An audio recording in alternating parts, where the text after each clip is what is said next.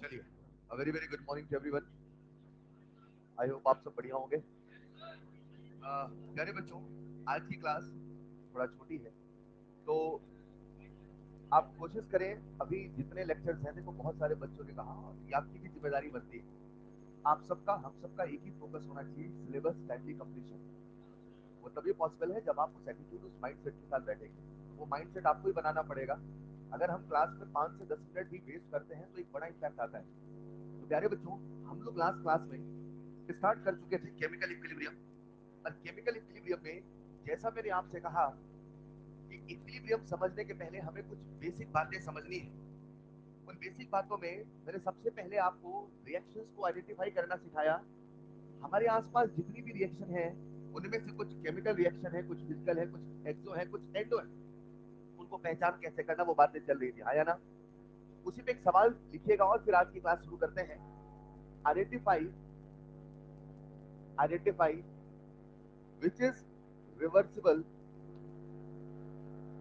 identify which is reversible and irreversible, identify which is reversible and irreversible। आपसे request है, ऐसा कोई काम ना करें कि बीच में क्लास छोड़नी पड़े, क्लास यहीं पे डिस्पर्स कर दी जाए। हम सब क्लास में बैठे, इसका हमेशा ध्यान रखें। कई बार कुछ बातें निगलेक्ट की जाती हैं, नजरअंदाज की जाती है, लेकिन क्लास का एटमॉस्फेयर किसी कीमत पे डिस्टर्ब नहीं होना चाहिए। तो आपसे रिक्वेस्ट है, मैं कुछ नहीं करूंगा, एक काम कर सकता हूँ, बस क्लास क्लास कैंसिल कर दूंगा और ये सारी चीजें यहाँ पे कैंसिल हो जाएंगी। तो आपसे रिक्वेस्ट है, प्लीज एक एटमॉस्फेयर बना के चले, सभी लोग पढ़े। देखिएगा सवाल, identify which is reversible and irreversible. और आपके सामने कुछ रिएक्शंस लिखी हैं। कल मैंने आपको बता दिया था कैसे हम पहचाने कौन सी रिएक्शन रिवर्सिबल है, कौन सी रिएक्शन इरिवर्सिबल। तो आप सबके सामने कुछ रिएक्शंस लिखी होगी, इनको देख के बताना है कौन सी रिएक्शन रिवर्सिबल है और कौन सी इरिवर्सिबल है। मैं किसी भी रिएक्शन में रिवर्सिबिलिटी का साइन नहीं लगा रहा हूं, क्योंकि अगर वो लगा दिया तो फिर तो सवाल खत्म हो गया ना।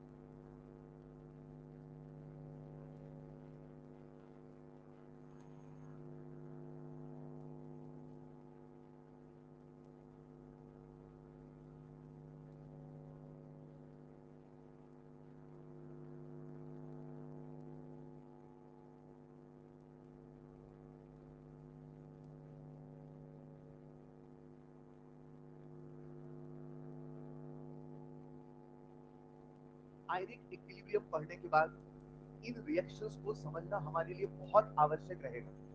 तो आयनिक में इसका मेन स्पेशल यूज आता है जब आपको पहचानना पड़ेगा कौन सी रिवर्सिबल है, कौन सी रिवर्सिबल नहीं। अभी मैं बस ये चेक करना चाहता हूँ, कल जो मैंने आपको बताया था कि वो 4 रिएक्शन रिवर्सिबल है, उसके अलावा जितनी भी आएंगी वो सारी की सारी, सॉरी, 4 रिएक्शन इरिवर्सिबल है, उसके अलावा जितनी आएंगी वो सारी की सारी रिवर्सिबल। तो उस कंसेप्ट को अगर आप याद कर पाए हैं तो ये सवाल आपके लिए बहुत आसान है। कर लिया होगा सबने? एक आखिरी रिएक्शन लिख देता हूं, CH4 प्लस O2 से बना CO2 प्लस H2। प्यारे बच्चों, आई होप आप सबने लिख भी लिया होगा और साथ में आंसर तो आपके मन में आ ही गए होंगे। कुछ नहीं करना, बस अपने आप से इतना कहना है, अगर स्ट्रॉन्ग इलेक्ट्रोलाइट है, अगर कोई भी स्ट्रॉन्ग इलेक्ट्रोलाइट है और अगर वो कंबशन है या प्रिसिपिटेशन है, तो फिर वो कभी भी रिवर्सिबल नहीं है, वो है इरिवर्सिबल। तो बस इतना चेक करिए कि पहली वाली जो रिएक्शन है, क्या उसमें दोनों इलेक्ट्रोलाइट स्ट्रॉन्ग है। और अगर दोनों इलेक्ट्रोलाइट स्ट्रॉन्ग है तो एक बात तो तय है, ये रिएक्शन रिवर्सिबल ही कैसी है, ये रिवर्सिबल। जब सॉल्ट हाइड्रोलिसिस की कहानी पढ़ेंगे आयोनिक में, मैं फिर याद दिला दूं, कल कहा था इक्विलिब्रियम, मैं केमिकल इक्विलिब्रियम के अंदाज से नहीं पढ़ा रहा हूँ, आयोनिक तक लेके चलना है, उसके हिसाब से लेके चल रहे हैं। तो कुछ छोटी छोटी बातें जो आयोनिक में काम आएंगी, उनकी भूमिका यहीं से बनाते हुए चल रहे हैं।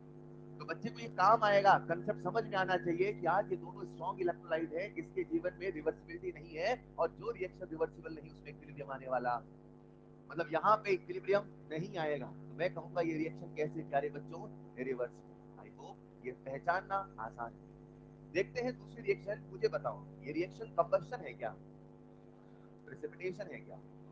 अच्छा, कुछ बच्चों को भी प्रेसिपिटेशन का मतलब भी नहीं समझ में आता है, तो घबराइए नहीं, जब हम आयोनिक में सॉल्बिलिटी सॉल्बिलिटी प्रोडक्ट पढ़ेंगे वहां प्रेसिपिटेशन को डिटेल बताऊंगा। अभी बस इतना याद रखना, कोई जमता तब है, कोई जमता तब है जब वो खुल जाता है, खुलने के बाद ही जमता है, जो कभी खुला ही नहीं वो कभी जमा ही नहीं।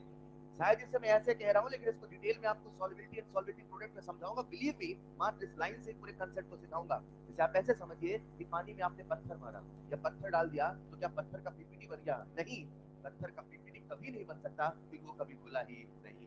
जो खुलता है वही जमता है, जो कभी खुला ही नहीं वो कभी। क्लियर? फिलहाल अभी ऊपर ऊपर से इतना याद रखिए, क्या ये कंबशन है? नहीं है।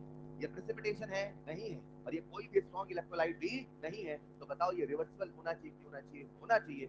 और बिल्कुल प्यारे बच्चों, ये जो रिएक्शन आप सबके सामने ये है रिवर्सिबल, और अगर रिवर्सिबल है तो कभी ना कभी इसके जीवन में इक्विलिब्रियम, क्योंकि एक रिवर्सिबल रिएक्शन चलती ही इसीलिए और चलती ही तभी तक है जब तक उसके जीवन में इक्विलिब्रियम ना आए। क्या है इक्विलिब्रियम, क्यों आता है, कैसे आता है, बात करेंगे। अभी तो बस पहचानना सीख रहे हैं। मुझे बताइए थर्ड रिएक्शन रिवर्सिबल है कि नहीं है? ना तो ये कंबशन है। रुको, अब आप मुझसे कह सकते हो सर ये कंबशन क्यों नहीं है? बनना चाहिए, क्योंकि बच्चों को लगता है केमिस्ट्री में, प्लीज लिसन केयरफुली, केमिस्ट्री में कंबशन का मतलब है रिएक्शन विद ऑक्सीजन। अरे रिएक्शन विद, तो सर आज SO2 की ये सब बातें कंफ्यूज करती है जब बच्चा पूरा सिलेबस पढ़ लेता है। आज आसान लग रहा है, लेकिन जब एग्जाम में यही 4 रिएक्शन होते हैं, आप थर्मो के भी लॉजिक लगाते हो, सब लॉजिक लगाते हो, हर एंगल की चीजों को समझने की कोशिश करें। आज जब इसकी रिएक्शन ऑक्सीजन के साथ हुई है, तो फिर ये कंबशन क्यों नहीं? और अगर ये कंबशन है तो फिर ये रिवर्सिबल होना। अरे कंबशन रिएक्शन इरिवर्सिबल है कि रिवर्सिबल है? और कंबशन का मतलब होता है, ऐसा आपने पढ़ा होगा, रिएक्शन विद ऑक्सीजन, हाँ या ना? लेकिन शायद ऐसा मैंने आपके वैसे पहले भी कह दिया था, केमिस्ट्री कहता है यूं ही जलना कोई जलना नहीं। क्या कहता है केमिस्ट्री? यूं ही जलना कोई, केमिस्ट्री कहता है जलो तो पूरा जलो। क्या कहता है? जलो तो। ये कहने का तात्पर्य है मेरे प्यारे बच्चों, जिसे और साइंटिफिक भाषा में टिके बात समझाता हूँ। आज मान लो मेरे पास कार्बन है, राइट? अगर कार्बन का कंबशन हुआ, क्या हुआ? कंबशन। तो कार्बन का कंबशन तब कंबशन माना जाएगा जब कार्बन अपने मैक्सिमम ऑक्सीडेशन स्टेट में होगा। यानी कि अगर मैंने कार्बन की रिएक्शन ऑक्सीजन से करा दी और मैंने इससे बना दिया कार्बन मोनोऑक्साइड, तो सही मायने में कंबशन नहीं है, क्योंकि हमारी केमिस्ट्री कहती है चलो तो अगर मैं कार्बन की रिएक्शन ऑक्सीजन से कराऊं और बना दूं CO2, क्या यहाँ पे चार्ज +4 है? बोलो ना यार। अगर यहाँ पे चार्ज +4 है तो मैं कहूंगा जी हाँ साहब ये कंबशन है, हाँ या ना? नहीं समझ पाए? कंबशन का एक मतलब, जब भी आप किसी चीज को कंबस्ट करते हैं तो कंबशन में उस सब्सटेंस का मैक्सिमम ओएस होना। हेलो, समझ पा रहे हैं क्या?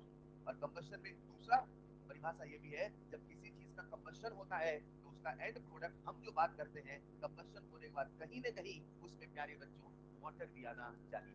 अगर वाटर नहीं बन रहा है, मतलब ऐसा कोई बाई प्रोडक्ट नहीं आ रहा, तो उसे हम शायद कंबशन नहीं कहेंगे, फिर इसको डिटेल पढ़ेंगे। फिलहाल जरा मुझे बताओ, ये जो रिएक्शन आपके सामने लिखी है, इसे कंबशन कहना पूर्ण रूप से सही है कि नहीं? बोलो ना यार। तो अगर हम उस परिभाषा में चले तो इस रिएक्शन को हम रिवर्सिबल कह दें कि इरिवर्सिबल कहें? नहीं सुनाई दिया? रिवर्सिबल की रिवर्सिबल? कुल कितनी इरिवर्सिबल है? 4। और बाकी सब क्या है? रिवर्सिबल। रिवर्सिबल की संख्या ज्यादा है, इरिवर्सिबल की संख्या कम। फिलहाल प्यारे बच्चों, अगर आप इसे रिवर्सिबल कहते हैं तो मुझे लगता है इसके जीवन में भी इक्विलिब्रियम आएगा। और अगर इक्विलिब्रियम आएगा तो मैं साइन ऐसा बना दूं, चलेगा? आओ चलते हैं अगली रिएक्शन में। ये वीक एसिड है कि स्ट्रॉन्ग एसिड है? ये आपको पहले सिखा चुका हूं भाई। 6 स्ट्रॉन्ग एसिड, 6 स्ट्रॉन्ग बेस याद है ना? उन्हीं एक कंसेप्ट से पूरी केमिस्ट्री चला रहा हूं। मुझे बताओ ये वीक एसिड है स्ट्रॉन्ग एसिड? और ये तो वीक और स्ट्रॉन्ग है, तो रिवर्सिबल की रिवर्सिबल? तो ये रिवर्सिबल के लिए दोनों का स्ट्रॉन्ग होना जरूरी है। मुझे लगता है ये रिएक्शन भी कैसा होगा मेरे प्यारे बच्चों? रिवर्सिबल। तो जीवन में क्लोरो आएगा नहीं आएगा? आएगा। सॉल्ट हाइड्रोलिसिस का काम आएगा, याद रखो। तब बात करेंगे। फिलहाल अभी मुझे बताइए जरा, CH4+O2 से बना CO2+H2 ये कंबशन है कि नहीं है? जी हाँ साहब, ये कंबशन है। और कंबशन है, इसका मतलब मैं कहूंगा ये रिएक्शन कैसा होगा? रिवर्सिबल की रिवर्सिबल? कैसा होगा? चलेगा बच्चों? फिलहाल अभी हम इतना दिमाग में सेट कर ले कि वो 4 रिएक्शन रिवर्सिबल होने वाली है इस चैप्टर में, और बाकी सब क्या होने वाला है? रिवर्सिबल। अगर आप मेरी बात को समझ पाए तो कहानी आगे बढ़ाना चाहूँ तो बोलेगे बेटा? एंड प्रोडक्ट भी तो आना चाहिए ना? एंड प्रोडक्ट भी आना चाहिए, तो वो कैसे होगा? अभी थर्मो में डेफिनेशन कंबशन की आएगी। अभी फिलहाल हमने कहा मैक्सिमम ओएस होना चाहिए, और साथ में बाई प्रोडक्ट भी ऐसा कुछ होना चाहिए जैसे कि पानी रहा। और क्या क्या कंडीशन है विल डिस्कस इन सर। ठीक है, आगे बढ़े क्या? एक मिनट, अभी इक्विलिब्रियम स्टार्ट हुआ, बेसिक कंसेप्ट चल रहा है। कितने बेसिक कंसेप्ट हो गए? एक। और एक डलवा दिया थे, तो रिएक्शन पूरी बेसिक कंसेप्ट चल रहा है। नंबरिंग की गलती नहीं करी थी। तो आइए चलते हैं नेक्स्ट बेसिक कंसेप्ट की ओर। कॉपी लिखिएगा next basic concept number 2, concentration. बस धीरे धीरे हम चैप्टर के डेप्थ में आने वाले हैं, लेकिन कहते हैं छोटी छोटी बातें ही परेशान करती, इसलिए पहले उन्हें क्लियर कर ले। प्यारे बच्चों, कंसंट्रेशन आपने कई बार सुना होगा, और मैं शुरू से आपसे एक चीज कहता था, यूं तो कंसंट्रेशन के मायने बहुत, लेकिन हमारे सिलेबस में जब भी कंसंट्रेशन बोला जाता है उसका मतलब पोलैरिटी ही माना जाता है। सबको याद है?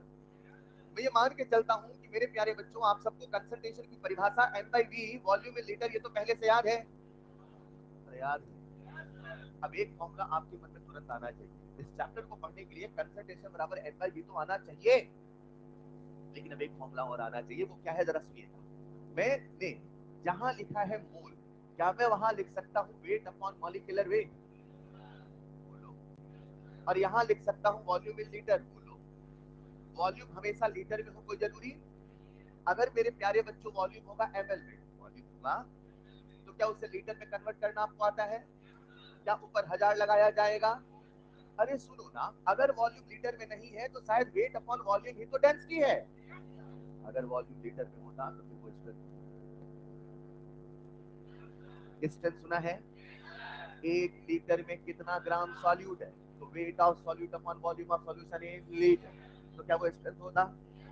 लेकिन आज वॉल्यूम लीटर में है कि ml में, तो क्या ऊपर मैंने 1000 लिख दिया चलेगा? क्या वेट अपॉन वॉल्यूम को मैं डेंसिटी कह सकता हूँ? यानी मेरे प्यारे बच्चों में कंसंट्रेशन की परिभाषा लिख दो डेंसिटी, क्या लिखा मैंने? और m का मतलब है मोलैरिटी। क्या ये मॉलिक्यूलर वेट या मोलर मास ऐसा कुछ है? इनटू 1000 लिख दो, बोलो चलेगा? एक मिनट, ये फॉर्मूला कब लगाओगे? जब डेंसिटी ग्राम पर ml में होगा कि ग्राम पर लीटर में? अभी तक आपके मन में केवल कंसंट्रेशन का एक फॉर्मूला आता था N/V। अब एक फॉर्मूला और आना चाहिए D/M इन 2000, चलेगा? लिखिएगा बेसिक कंसेप्ट नंबर 2।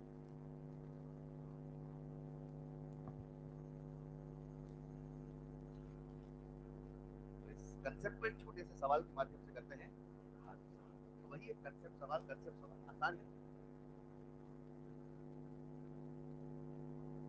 तो अब से हमारे पास कंसंट्रेशन के दो फॉर्मूले हो चुके हैं, मोल अपॉन वॉल्यूम, और एक दूसरा फॉर्मूला है डेंसिटी अपॉन मॉलिक्यूलर वेट इन 2000। हाँ, आप इतने तो समझदार हो, अगर डेंसिटी लीटर में होगा तो फिर 1000 वाला फैक्टर नहीं।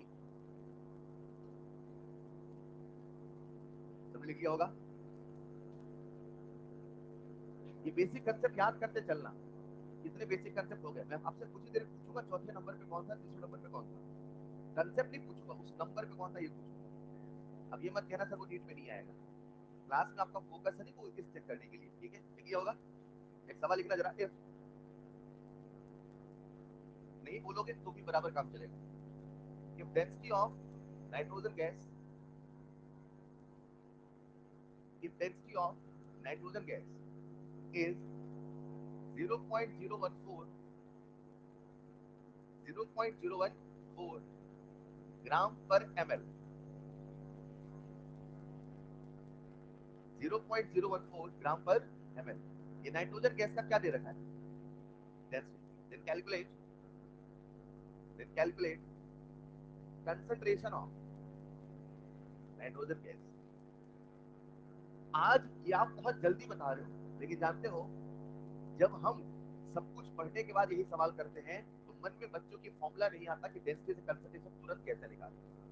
चाहता हूँ ये रफ्तार में आपके दिमाग में आए। कंसंट्रेशन बोलते ही आपके जहन में तुरंत दो फॉर्मूला चिपक आए, कंसंट्रेशन इक्वल टू N/V और दूसरा फॉर्मूला है D/M इन 2000। चलेगा? वेल, सबने कर लिया होगा?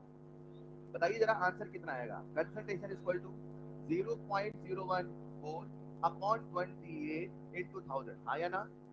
बच्चे बच्चे ने सॉल्व कर लिया? डिवाइड मल्टीप्लाई करना तो आता होगा? मान लेते हैं आता है, मान ले। तो कंसंट्रेशन कितना आया? हाफ। क्या न्यूटन मोल पर लीटर। आसान है क्या? चलो, कितने बेसिक कंसेप्ट हो गए? बोलो ना यार। इस चैप्टर में एक बेसिक कंसेप्ट और बहुत ज्यादा यूज होने वाला है प्यारे बच्चों, बार बार यूज होने वाला है, और वो क्या है लिखिएगा। Basic concept number 3, that is partial fraction. मुझे पता है आप सब सॉल्यूशन चैप्टर में इस शब्द को पहले ही सुना है, लेकिन फिर भी एक बार और सुन ले, और इस चैप्टर में क्या दिमाग में रखना है वो भी सुन। मैं कभी भी बोलूं पार्शियल प्रेशर, क्या बोलूं? तो अंग्रेजी में इसकी परिभाषा है the pressure exerted by any gas individually, the pressure exerted by any gas individually. इसे ऐसे समझो, इसे ऐसे समझो, किसी गैस का अपना खुद का प्रेशर। क्या बोला मैंने? हर गैस का अपना तो खुद का प्रेशर होता है ना यार। जैसे आज इस रूम में दो गैसेज हैं, ऑक्सीजन है, नाइट्रोजन है, मान लो, तो क्या ऑक्सीजन का अपना खुद का कुछ प्रेशर होगा और नाइट्रोजन का भी अपना खुद का कुछ प्रेशर होगा, हाँ या ना? तो किसी गैस का अपना खुद का कितना प्रेशर है उसे क्या कहते हैं? Partial pressure. सवाल ये नहीं है सिर्फ पार्शियल प्रेशर कहते हैं, सवाल ये है साहब हम पार्शियल प्रेशर निकालेंगे। जब भी मैं बच्चों से कहता हूँ पार्शियल प्रेशर कैसे निकालें, उन सब के मन में हमेशा हमेशा एक रूल आता है, डेल्टा लॉ। किसका आता है? सुन लो फिर लिखवा दो। तो उनके दिमाग में तुरंत एक पिक्चर आती है डेल्टन लॉ की, और शायद ये आनी भी चाहिए, लेकिन मैं कहता हूँ अब इसके थोड़ा ऊपर निकलना है, जरा सुनिएगा। तो डेल्टन लॉ क्या कहता है? किसी भी गैस का अगर आपको पार्शियल प्रेशर निकालना है तो पार्शियल प्रेशर बराबर मोल फ्रैक्शन इनटू टोटल। रुको जरा, क्या आप सबने मोल फ्रैक्शन का नाम सुना है? क्या सबको अच्छे से याद है? चेक कर लेता हूँ फिर अपन आगे बढ़ते हैं। अगर मुझे निकालना है ए का मोल फ्रैक्शन, ए का मोल, तो जिसका मोल फ्रैक्शन पूछा है उसका मोल अपॉन टोटल मोल। आया ना? क्या मैं कह दूं x equal to Na upon n भी चलेगा? याद है कि नहीं याद है? अगर मुझे xp निकालना है तो क्या हो जाएगा formula? np is upon Na plus. यार एक बात बताओ, ये जो मोल फ्रैक्शन का एडिशन होता है क्या वो 1 के बराबर होता है? यार एक बात बताओ, जो ये मोल फ्रैक्शन का रेशियो होता है क्या वही मोल के रेशियो के बराबर होता है? सब बच्चों को पानी जैसा याद है क्या? अब उससे आगे निकल रहे हैं। अगर मुझे कभी निकालना पार्शियल प्रेशर, क्या निकालना? अरे वो फॉर्मूले याद थे ना? तो पार्शियल प्रेशर का फॉर्मूला है mole fraction total, mole fraction total. इतना तो आपको पहले से याद होना। अच्छा, ए का पार्शियल प्रेशर तो मोल फ्रैक्शन किसका लिखेंगे, और टोटल प्रेशर, अरे वो ए का थोड़ी होगा। अच्छा, बी का पार्शियल प्रेशर तो बी का मोल फ्रैक्शन इनटू टोटल प्रेशर चलेगा। लेकिन अब इस चैप्टर में इसके साथ साथ आपको एक कंसेप्ट और दिमाग में सेट करना होगा। प्यारे बच्चों, आप सबने आइडियल गैस का नाम तो सुना होगा, सुना है कि नहीं सुना? क्या आप सबने आइडियल गैस इक्वेशन भी सुना है? क्या पीवी इक्वल टू एनआरटी सुना है? एक मिनट, अगर ए का प्रेशर, अगर, तो मोल किसका, आर किसका, टी किसका? टी तो सिस्टम का होगा ना। वॉल्यूम किसका? किसी भी गैस का वॉल्यूम नहीं होता, कंटेनर का वॉल्यूम ही वहां लिखा जाता है। आया ना? समझ पा रहे हो? ये कितना आसान है नहीं? अब एक सवाल दूंगा, ये वॉल्यूम आप गलत निकालोगे देखना। अभी यही क्लास की बात है, कुछ देर में आने वाला है। फिलहाल मैंने लिखा पीवी इक्वल टू एनआरटी, मतलब ये है प्रेशर, ये है वॉल्यूम, मोल। समझ पाते हैं? जरा एक बार वॉल्यूम को नीचे भेजो। तो क्या P equal to N by B R T आया? तो एन बाई बी को मैं कह सकता हूँ सी। तो आज से हमारे सामने पार्शियल प्रेशर निकालने का एक फॉर्मूला और आ चुका है, पी बराबर सी आर टी। चलेगा? अगर ए का पार्शियल प्रेशर तो कंसंट्रेशन भी ए का, अगर बी का पार्शियल प्रेशर तो कंसंट्रेशन भी बी का। चलेगा? पहले समअप करते थे, कॉपी लिखेंगे। पार्शियल प्रेशर कितने फॉर्मूले हो गए? पी बराबर मोल फ्रैक्शन इनटू पीटी, और दूसरा फॉर्मूला पी बराबर सी आर टी। पी बराबर फोर्स बराबर, ये जितनी रफ्तार में आता है वैसे ये भी आना चाहिए। मैं बोलूं पार्शियल प्रेशर, तो खट से कितने फॉर्मूले आ गए? तो पी बराबर सी आर टी, पी बराबर मोल फ्रैक्शन। चलेगा? कॉपी लिखिएगा। Next basic concept number 3, partial pressure, किसी गैस का अपना खुद का प्रेशर। अंग्रेजी में लिखना चाहे, the pressure exerted by any gas individual, स्वादानुसार, इच्छा अनुसार।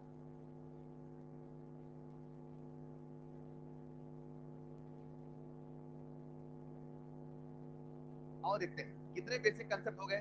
3। हाँ या ना? सबसे पहला बेसिक क्या था? रिएक्शन। एक बार याद तो करो, वैसे हर चीज आखिरी पन्ने तक फिर आपके चैप्टर में कमांड आएगी। दूसरा बेसिक कंसेप्ट कंसर्वेशन। कितने फॉर्मूले हो गए? भूलने लगे अभी से लाला? कितने फॉर्मूले हो गए? सी बराबर एन बाई बी, डेंसिटी वाला बोलो, डी बाई एम इन 2000। शानदार। Basic concept number 3, partial pressure. कितने फॉर्मूले हैं? 2। मोल फ्रैक्शन से भी निकाल सकते हो, कंसंट्रेशन से भी निकाल सकते हो। चलेगा? बढ़े आगे।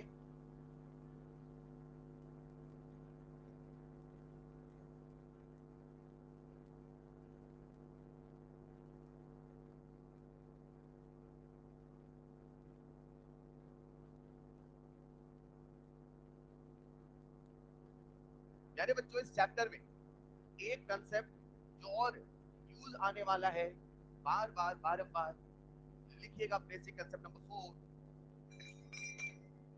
Basic concept number 4, vapour density. इस चैप्टर में बार बार हम एक और कंसेप्ट की बात करेंगे जिसका नाम है वेपर डेंसिटी। हालांकि अगर आपने मोल कंसेप्ट पढ़ा होता तो ये मुझे लिखाने की आवश्यकता नहीं पड़ती, पर क्योंकि अभी नहीं पढ़ा इसलिए मुझे बताना पड़ेगा ये क्या होता है। एक लाइन लिख लो फिर समझाता हूं। एक लाइन लिखो, vapour density it is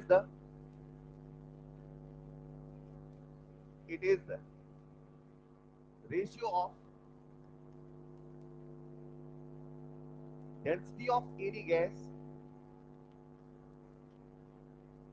it is the ratio of density of any gas with respect to density of hydrogen gas,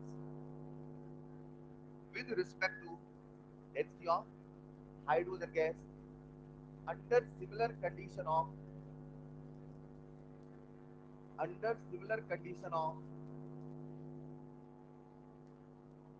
pressure and temperature, under similar condition of pressure and temperature। आओ थोड़ा feel करते हैं। मैंने कहा vapour density, तो नाम सुन के लगता है किसी वेपर की डेंसिटी मेरे साथ चलेंगे, वेपर की डेंसिटी। लेकिन मैंने पहले पॉइंट में ही कट करते हुए कहा कि वेपर की डेंसिटी नहीं है, ये तो डेंसिटी का रेशियो है।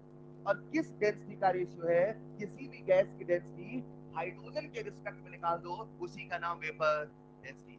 थोड़ा फील करते हैं बच्चों। आपको इतना तो याद है, मैंने काइनेटिक्स में बताया था, सॉल्यूशन में भी बताया था। CO2 का मॉलिक्यूलर वेट कितना होता है? मैं आपसे बातें कर रहा हूँ, प्लीज मुझे आपकी रिस्पॉन्स चाहिए। CO2 का मॉलिक्यूलर वेट 44। तो अगर मैंने CO2 का एक मोल लिया, कितना लिया, तो कितना ग्राम होगा?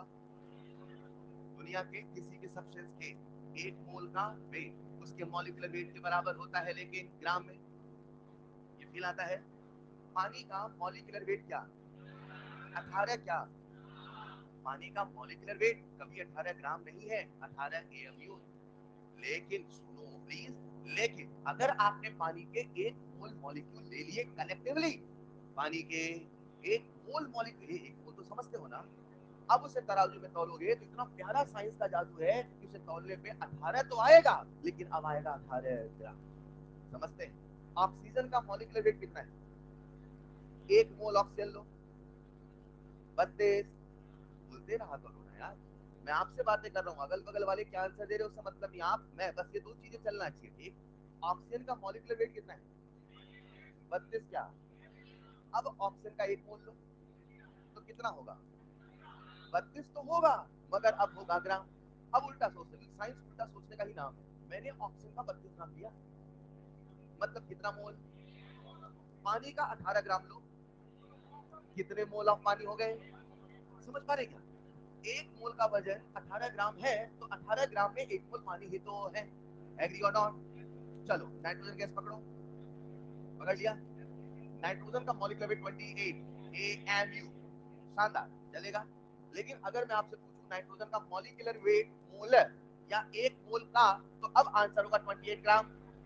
चलो इमेजिन करते हैं यहाँ पे 28 ग्राम नाइट्रोजन है, मान लो। कितने ग्राम? साथ में चलना पड़ेगा। कितने ग्राम? कौन है? कितने मोल? क्या एसटीपी कंडीशन कुछ होता है? क्या एक मोल का वॉल्यूम 20.4 लीटर होता है? I am damn sure 28 gram nitrogen को अगर फ्रीली छोड़ दूं एसटीपी कंडीशन पे, तो वॉल्यूम ऑक्युपाइड होगा 22.4 लीटर। एग्री? ऑक्सीजन गैस लो, 32 ग्राम लो, कितना मोल? कितना मोल? एसटीपी कंडीशन करो, कितना वॉल्यूम? 22 पॉइंट। चलेगा? पक्का? अगर मुझे एक मोल पता है तो एक मोल का वेट पता है, और वेट से मुझे वॉल्यूम पता है, हम क्या डेंसिटी निकाल सकते हैं? डेंसिटी का फॉर्मूला क्या है? मास अपॉन डेंसिटी की बात कर रहा हूँ। मास अपॉन एक पानी की डेंसिटी कितनी? 1 ग्राम पर ml, 1 ग्राम पर सेंटीमीटर क्यूब, 1 ग्राम पर ml। ml ही तो सेंटीमीटर क्यूब है। अगर पानी की डेंसिटी है d, तो कतरे कतरे की डेंसिटी है d। अगर पानी का 10 ml लोगे तो भी डेंसिटी 1 ग्राम पर ml, 20 ग्राम लोगे तो भी डेंसिटी 1 ग्राम पर, एक बूंद लोगे तो भी डेंसिटी 1 ग्राम पर। तो अगर किसी की डेंसिटी है डी, अगर किसी की डेंसिटी है तो कितना भी हिस्सा ले लो डेंसिटी होने वाली वही है, हाँ या ना? समझते हैं। मैंने आपके सामने लिया नाइट्रोजन गैस, क्या लिया? चाहे मैं 10 ग्राम की डेंसिटी निकालू, तो लगाइएगा बच्चे, रिफ्लेक्शन आता है। चाहे मैं 10 ग्राम की डेंसिटी निकालू, चाहे मैं 100 ग्राम की डेंसिटी निकालू, चाहे मैं 28 ग्राम की डेंसिटी निकालू, सेम आएगा, अलग अलग। बोलो ना, पक्का? पक्का? ये मोल कंसेप्ट में सवाल कराते हैं तो आपको समझना पड़ेगा, डेंसिटी किसी की निकाल लो भैया, बदलने वाली। सबसे आसान मुझे लगता है, अगर मुझे नाइट्रोजन गैस की डेंसिटी निकालनी है तो मैं लूंगा उसका 28 ग्राम, क्योंकि 28 ग्राम का मतलब 1 मोल, और 1 मोल का वॉल्यूम है 22.4 लीटर। आया ना? पहला सवाल, क्या किसी भी गैस की डेंसिटी निकाल लोगे? किसी भी गैस की क्या निकाल लोगे? तो अगर किसी भी गैस की डेंसिटी निकाल सकते हो तो हाइड्रोजन की भी तो निकाल। क्या हाइड्रोजन की डेंसिटी भी होगा 2/22.4, हाँ या ना? अब बताओ, ये डेंसिटी है कि वेपर डेंसिटी? तो वेपर डेंसिटी बेसिकली डेंसिटी है कि डेंसिटी का रेशियो है। तो किसी भी गैस की डेंसिटी, यानी मैं कह दूं density of any gas upon density of hydrogen gas, बोलो चलेगा? अच्छा, डेंसिटी का फॉर्मूला बोलो मास अपॉन, तो लिख दूं मैं मास अपॉन वॉल्यूम, चलेगा? नीचे लिख दूं मास अपॉन वॉल्यूम, चलेगा? अब बताओ, डेंसिटी 1 मोल का निकालना पसंद करोगे कि आधे मोल का? तो सिंपल होगा ना। अब 1 मोल का निकाल लो तो भी डेंसिटी वही आने वाली है, चाहे आधे मोल का निकालो चाहे कितने का निकालो, क्योंकि डेंसिटी इंटेंसिव प्रॉपर्टी है, और किसी की डेंसिटी है तो बदलने वाली। चलो 1 मोल लो जरा। 1 मोल का मास क्या मॉलिक्यूलर वेट के बराबर होगा? क्या वॉल्यूम 20.4 होगा? तो क्या हाइड्रोजन का भी 1 मोल लोगे? हाइड्रोजन के 1 मोल का मास बोलो, वॉल्यूम बोलो। यानी मैं प्यारे बच्चों 20.4 कैंसिल कर सकता हूँ, ऊपर लिख दूं molecular weight of the gas upon 2, बोलो चलेगा? ये जो आपके सामने लिखा है ये क्या लिखा है? Vapour density. हम किसी भी गैस की वेपर डेंसिटी निकाल सकते हैं with help of molecular weight, हाँ या ना? समझ पाए तो जल्दी से बोर्ड पे आ जाओ। प्यारे बच्चों, आपके सामने लिखा मैंने नाइट्रोजन गैस, कौन सी गैस है? मॉलिक्यूलर वेट बोलो, मॉलिक्यूलर वेट, पक्का? Vapour density, oxygen gas vapour density, क्या बात है, CO2 गैस वेपर डेंसिटी। आसान है क्या? मैंने आपके सामने लिखा पानी vapour density, vapour density defined only for gas, याद रहेगा? कॉपी लिखिएगा, बेसिक कंसेप्ट नंबर 4, बिजली की रफ्तार।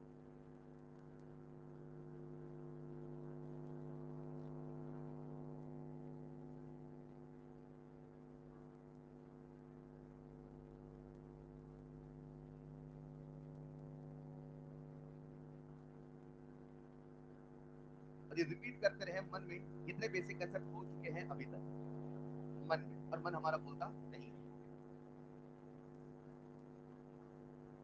किसी बच्चे से भी रैंडमली सवाल पूछ सकता हूँ, सेकंड बेसिक कंसेप्ट क्या था मन में?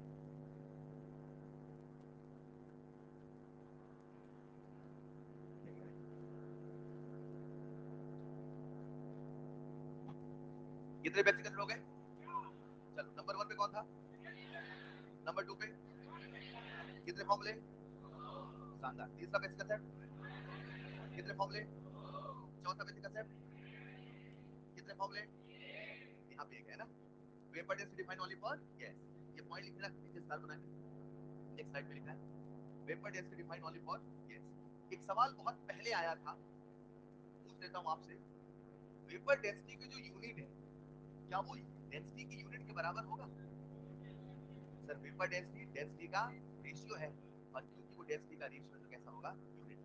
तो 2 पॉइंट चमकता हुआ तारा बना के लिख लीजिएगा, define only for gases and unit. इस चैप्टर में एक बेसिक कंसेप्ट जो सबसे ज्यादा यूज होने वाला है, सब पे भारी पड़ने वाला है, that is the basic concept number 5, और वो है एक्टिव मास। बार बार इस चैप्टर में हम एक कंसेप्ट बोलेंगे, एक्टिव मास। क्या बोलेंगे? एक्टिव मास है क्या, इसका फील क्या है, आइए सभी बातों पे बात करते हैं। तो लिखिएगा बेसिक कंसेप्ट नंबर 5, कितने होंगे? याद करने के एटीट्यूड से बैठे हो ना, यही याद करना है, घर जाके पढ़ना। आइए जरा, ऐसा केवल सोचना। लिखिएगा बेसिक कंसेप्ट नंबर 5। तो अगला बेसिक कंसेप्ट जो सबसे ज्यादा यूज होने वाला है प्यारे बच्चों, वो है एक्टिव मास। आओ समझते हैं ये क्या होता है।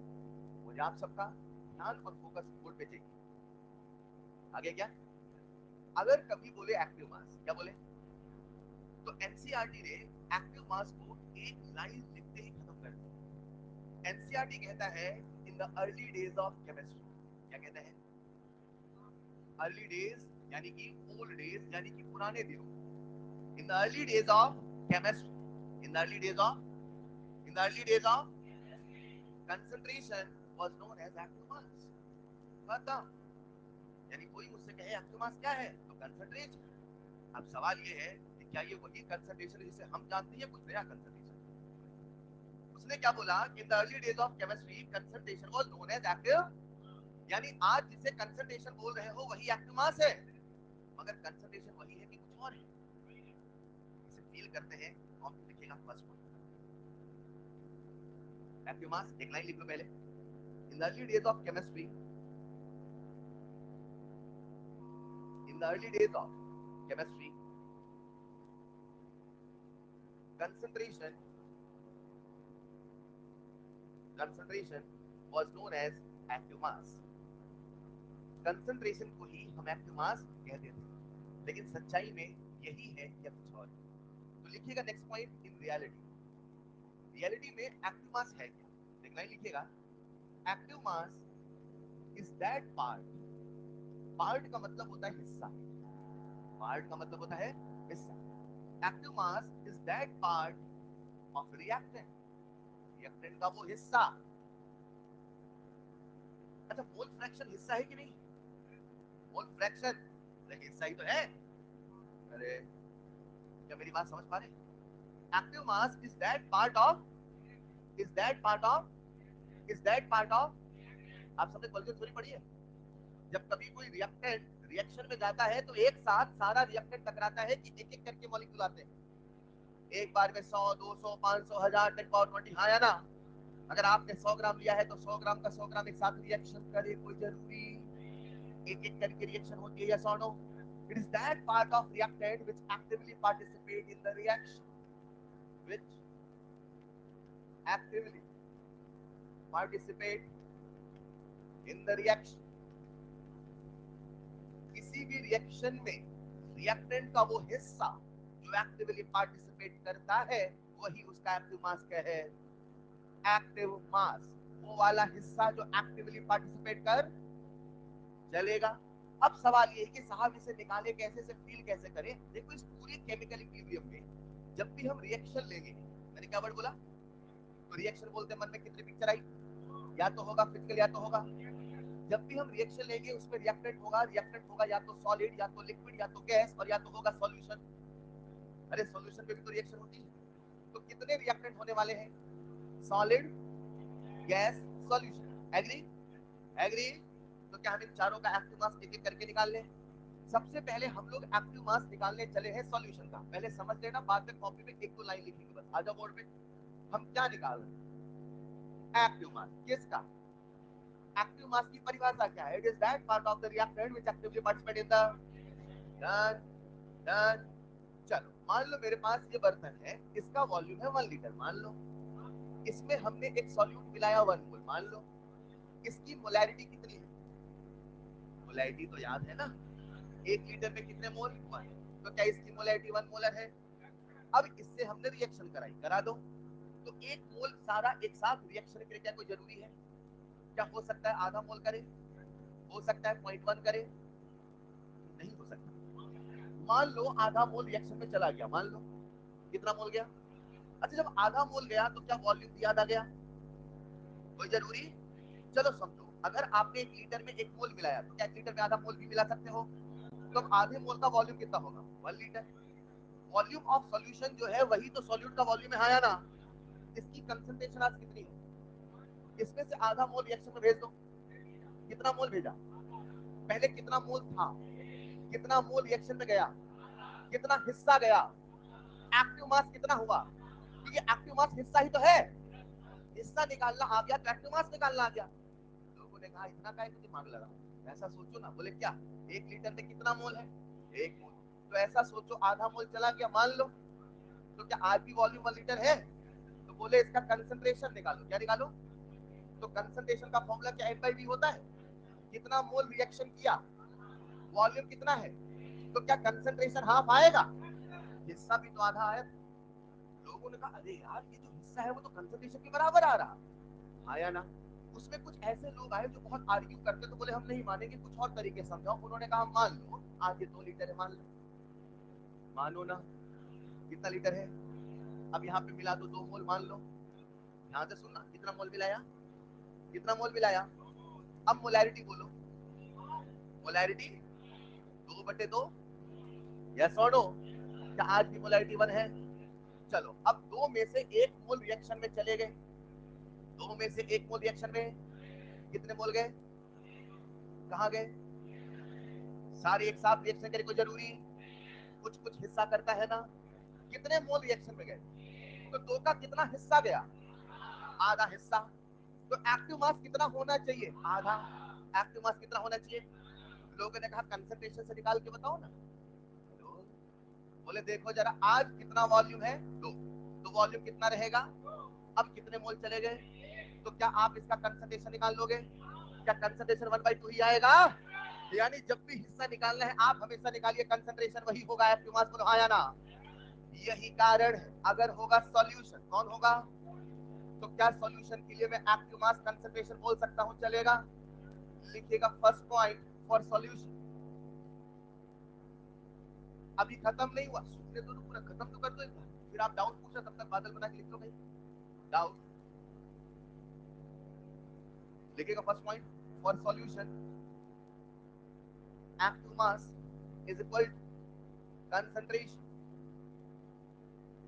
एक्टिव मास है क्या, मैंने बहुत पहले कह दिया, एक्टिव मास का मतलब कंसंट्रेशन, भाई सब खत्म। लेकिन अब फील करा रहा हूं कि वो कंसंट्रेशन क्यों चुना गया, क्यों ऐसा कहा गया, क्यों ऐसा लोगों ने बनाया, क्योंकि जब जब हिस्सा निकालते थे वो हमेशा किसके बराबर आता था। अरे समझे क्या, अभी समझाता हूँ, सब लोग बोलते हैं अच्छा हमेशा सॉल्यूशन रिएक्शन में जाए कोई जरूरी, क्या गैस भी जा सकता है। एक सवाल पूरी क्लास से पूछना चाहता हूँ, पूछ लो क्या। गैसेस का जो वॉल्यूम होता है वो उनका अपना वॉल्यूम होता है कंटेनर का, मतलब जैसा सॉल्यूशन में हो रहा था वैसा गैस में होगा। मान लो 1 लीटर बर्तन है, मान लो उसमें 1 मोल गैस है, मान लो, कंसंट्रेशन बोलो, बोलना पड़ेगा, आलस करोगे तो मजा नहीं आएगा। कंसंट्रेशन, अब सही बताओ मेरे रफ्तार के साथ चलोगे तो आपकी सोचे शक्ति भी बढ़ेगी, साथ में सुनो बोलो फटाफट, कितना है मोलैरिटी, आधा मोल रिएक्शन में जाने दो, तो क्या जो गया उसका कंसंट्रेशन निकाल लोगे, क्या फिर से हाफ आएगा। यानी मैं एक नियम बना सकता हूं कि जो हमारी गैसेस हैं उनके लिए जो एक्टिव मास है वो भी कंसंट्रेशन के बराबर है। तो क्या गैसेस के लिए भी एक्टिव मास कंसंट्रेशन है, बोलो ना। रुको रुको, अभी आपने गैसेस का क्या पार्शियल प्रेशर का फॉर्मूला पढ़ा था, कितने फॉर्मूले, रफ्तार में चाहिए कितने फॉर्मूले, तो नंबर 1 पार्शियल प्रेशर बराबर mole fraction into total pressure, agree और नॉट। पार्शियल प्रेशर बराबर मोल फ्रैक्शन टोटल प्रेशर। और दूसरा फॉर्मूला पी बराबर, क्या पी बराबर सीआरटी पढ़ा है, यानी क्या पी प्रपोर्सी होता है, और क्या सी ही एक्टिव मास है। यानी मैं कह सकता हूं गैसेस की एक्टिव मास कंसंट्रेशन भी है, पार्शियल प्रेशर भी है, बोलो हाँ या ना। मेरे प्यारे बच्चों मजा यहाँ नहीं, मजा कुछ यहाँ आएगा, जरा सुनिएगा। पार्शियल प्रेशर का मात्र एक फॉर्मूला था कि एक और था, बोल के बताओ। पार्शियल प्रेशर बराबर मोल फ्रैक्शन टोटल प्रेशर, हाँ या ना, यस और नो। तो क्या उसका प्रेशर मोल फ्रैक्शन के प्रोपोर्शनल है, तो क्या उसका एक्टिव मास मोल फ्रैक्शन भी हो सकता है। तभी आगे चल के बनेगा केपी केसी के एक्स, क्या बनेगा, केपी केसी के एक्स, क्योंकि पार्शियल प्रेशर भी एक्टिव मास है, कंसंट्रेशन भी एक्टिव मास है, मोल फ्रैक्शन भी एक्टिव मास है, only for gas, only for, नहीं चलेगा। फिर से एक्टिव मास का मतलब क्या है, कितना हिस्सा रिएक्शन में गया, लेकिन गैसेस के लिए वो हिस्सा कंसंट्रेशन के बराबर है, वो हिस्सा पार्शियल प्रेशर के बराबर है, और वो हिस्सा मोल फ्रैक्शन के बराबर है। Is this clear. लिखिएगा नेक्स्ट पॉइंट फॉर गैस।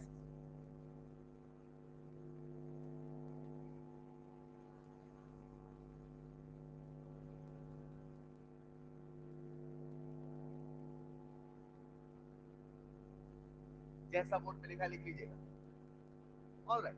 तो कहने का मतलब है कि एक्टिव मास कोई बहुत बड़ी चीज नहीं है, जिसे आपने कंसंट्रेशन कहा वही है, बस गैसेस के लिए वो कंसंट्रेशन के साथ साथ पार्शियल प्रेशर मोल फ्रैक्शन भी है। यानी सर हम ये कह सकते हैं कि हर अलग अलग सब्सटेंस के लिए एक्टिव मास अलग तरीके से है, बिल्कुल सही। कंसंट्रेशन तो हमेशा है, लेकिन गैसेस के लिए पार्शियल प्रेशर और मोल फ्रैक्शन भी माना जा सकता है, चलेगा बच्चों।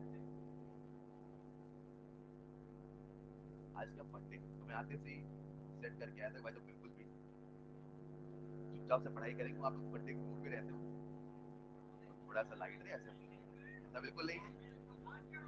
नहीं आज बिल्कुल नहीं, 15 मिनट थोड़ा पढ़ लेंगे उसके बाद, ठीक है? 10 मिनट एक्स्ट्रा पढ़ लेंगे बेटा। अभी आप कहते हो सिलेबस खत्म कराओ, कभी कहते हो नहीं पढ़ेंगे, मतलब आप बिना पढ़े सिलेबस खत्म करना चाहते हो, है? लिख लिया होगा, मुझे लगा शायद थोड़ा ज्यादा है, लिख लिया होगा सबने।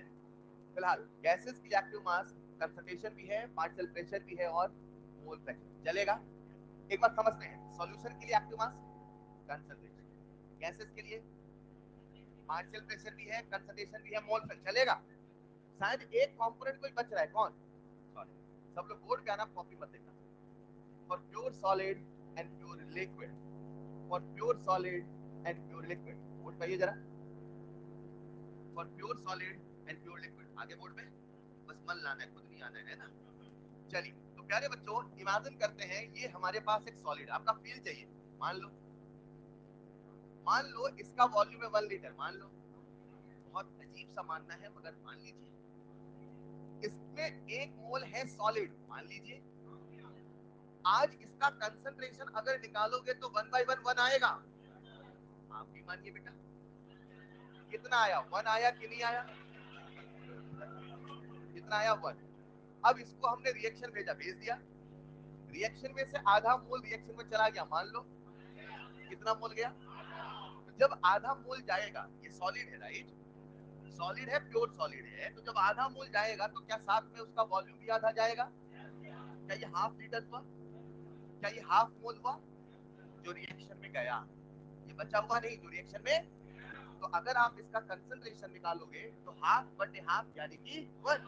ऐसा नहीं लग रहा, इसका कंसंट्रेशन पहले कितना था, अभी भी कितना है, मतलब इसका तो हिस्सा कभी बदल ही नहीं रहा, ये तो हमेशा 1 ही आएगा।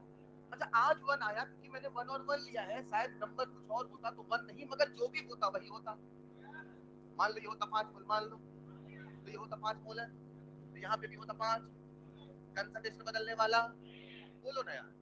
इसे आप ऐसे भी समझ सकते हैं और इसे आप ऐसे भी समझ सकते हैं। क्या सबको कंसंट्रेशन फॉर्मूला याद है? कितने फॉर्मूले? पहला वाला बोलो, सब नहीं बोलते यार, एन बाई टी। दूसरा वाला D by am into 1000।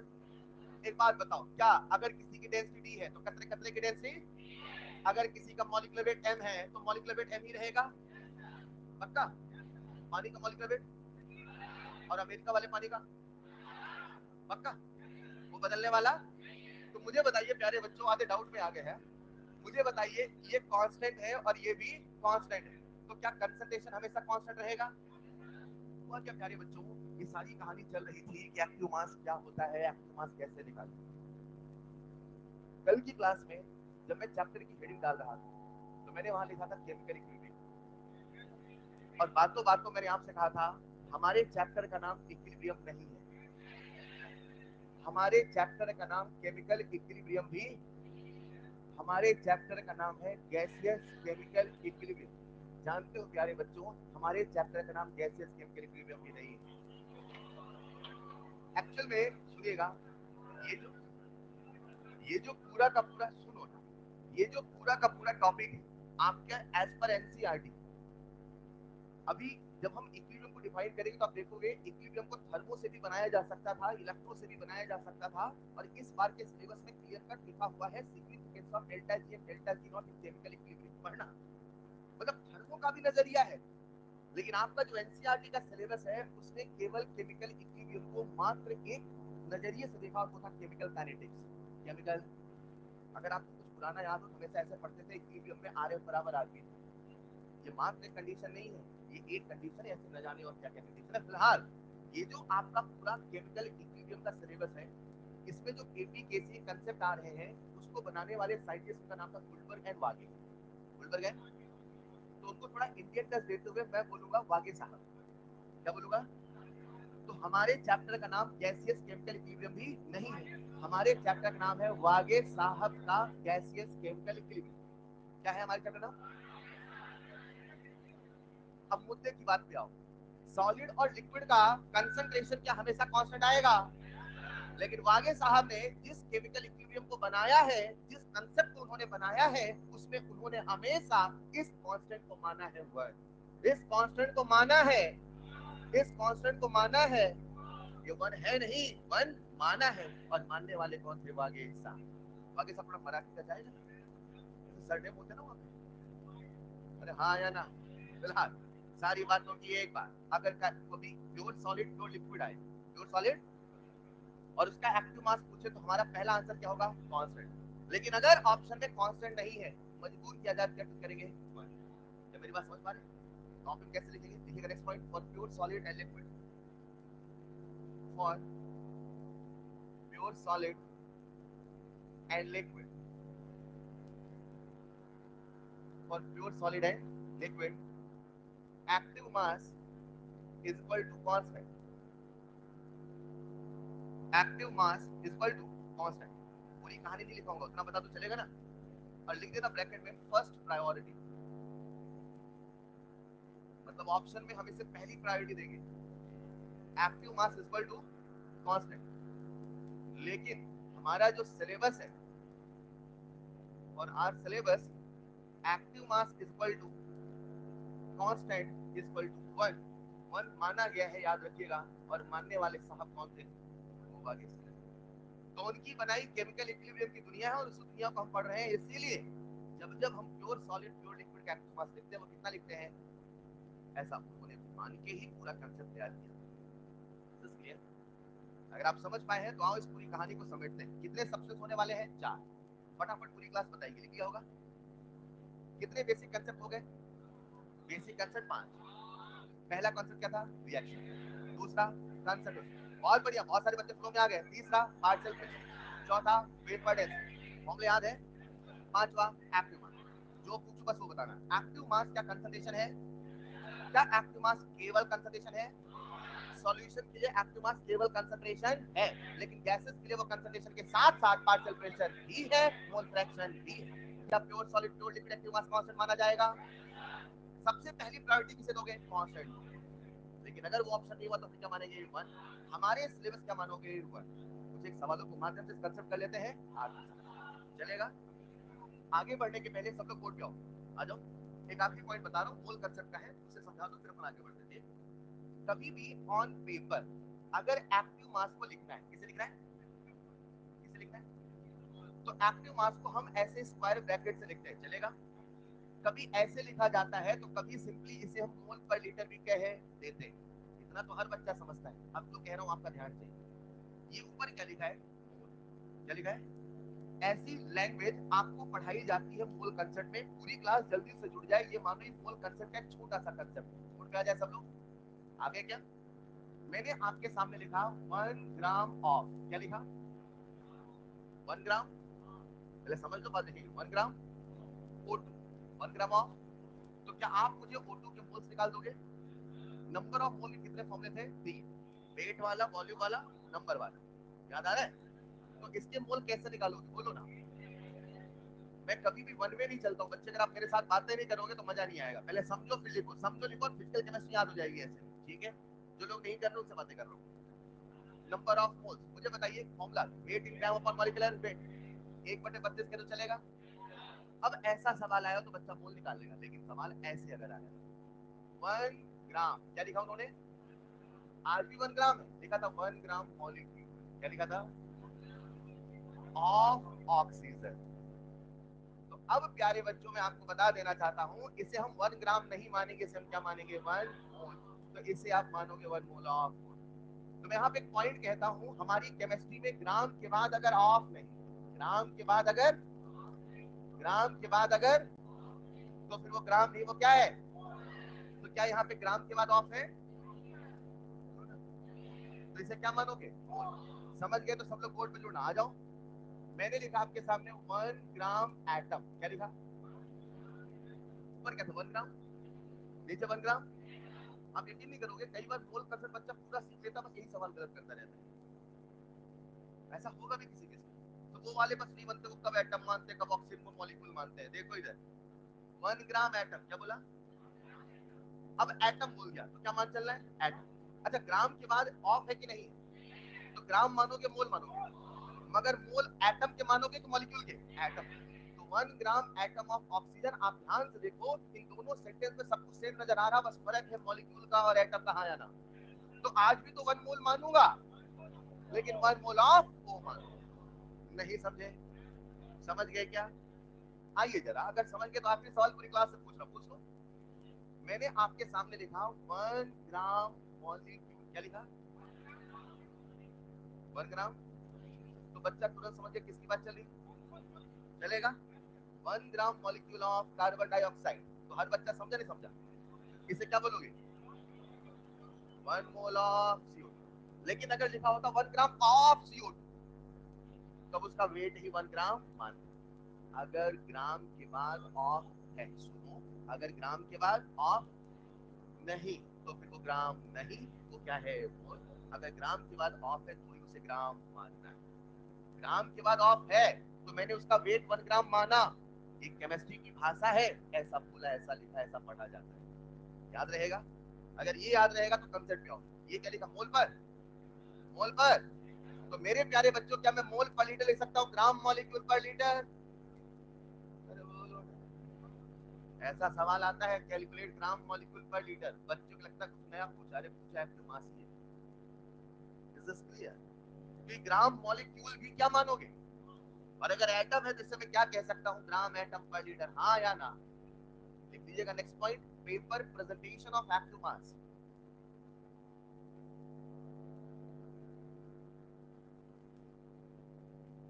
Light वालों,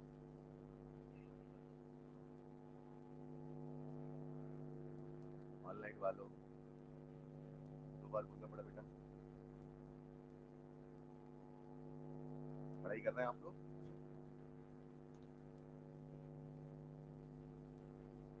लिख लिया होगा सबने? एक मजे की बात है, बस कुछ ही देर में इक्विलिब्रियम स्टार्ट होने वाला है।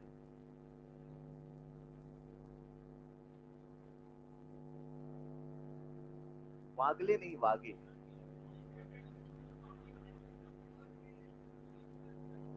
कोई बात नहीं, आज गलत, मार्केट में गलत नहीं बोलना है, यहाँ गलत बोल दिया चलेगा।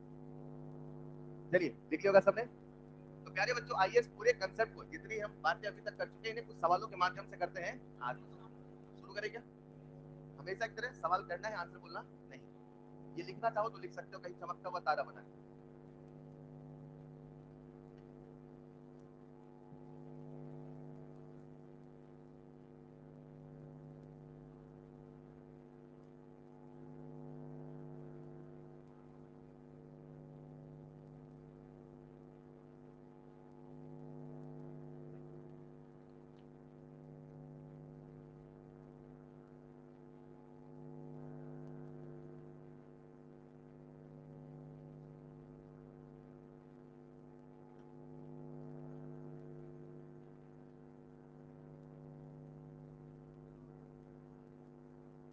It is that part of the reactant which actively participate in the reaction.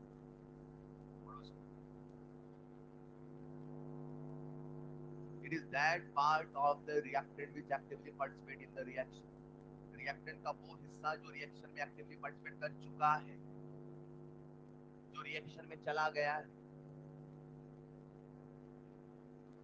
कुछ नहीं, वो होता है ना कई बार कविताओं की लाइन का मतलब बताना होता है, संदर्भ प्रसंग वाली बात चल रही। कभी नहीं ऐसा कहा, हाँ लिख लिया होगा सबने? चलिए, कितने बेसिक कंसेप्ट हो गए? अरे वाह, आइए कुछ सवाल करते हैं फटाफट। नेक्स्ट स्लाइड में चलें।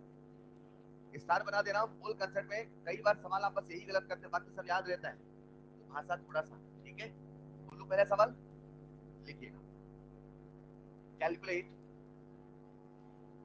कैलकुलेट, इसे क्या पढ़ोगे?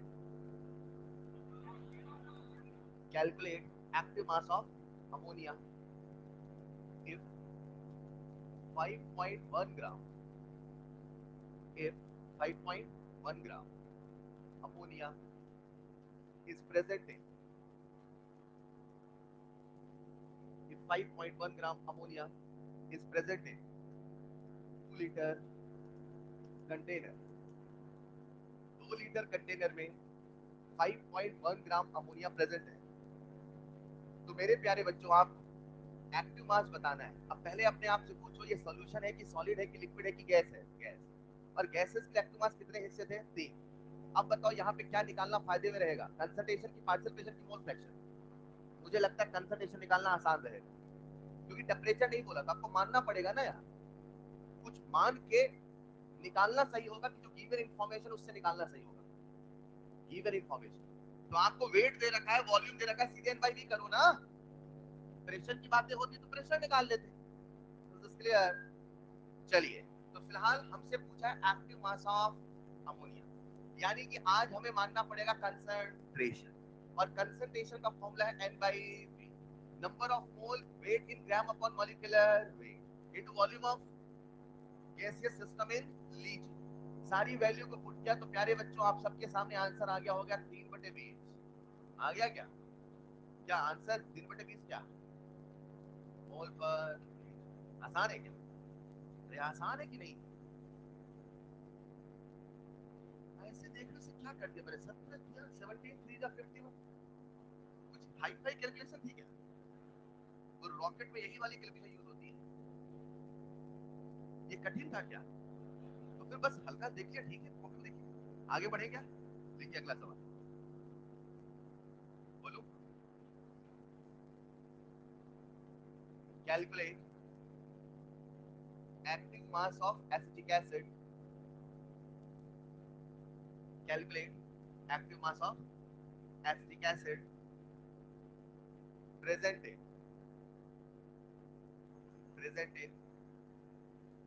2 लीटर सॉल्यूशन।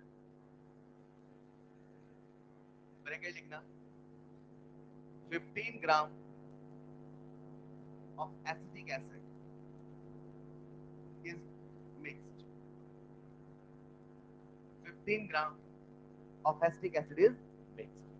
हमने एसिटिक एसिड का 15 ग्राम मिलाया है, मिलाकर 2 लीटर का सॉल्यूशन बनाया है।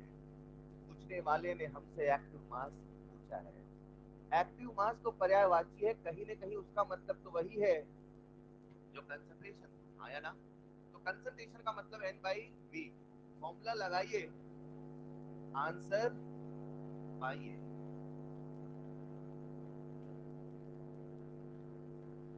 अब ये ना कहना एसिटिक एसिड का मॉलिक्यूलर वेट नहीं पता है। 8-10 तो आपको रटा ही रखे हैं। NaOH का, H2SO4, यूरिया, ग्लूकोज, भूल गए सब, सुक्रोज, ये तो याद होने चाहिए, बार बार वही तो आते रहते हैं। आओ जरा, तो 15/60। आओ देखते हैं कितने बच्चों के नंबर याद है। केमिकल काइनेटिक्स 1/4, 3/4, 1/8, 7/8, 1/16, 50 में नहीं याद है क्या? 1/8 कितना होगा? 0.125। ये बताना चाहता हूँ, चीजों को लिंक करते हुए चलिए, ठीक है? आगे बढ़े क्या? कुछ ज्यादा आसान है क्या? देखो अगला सवाल,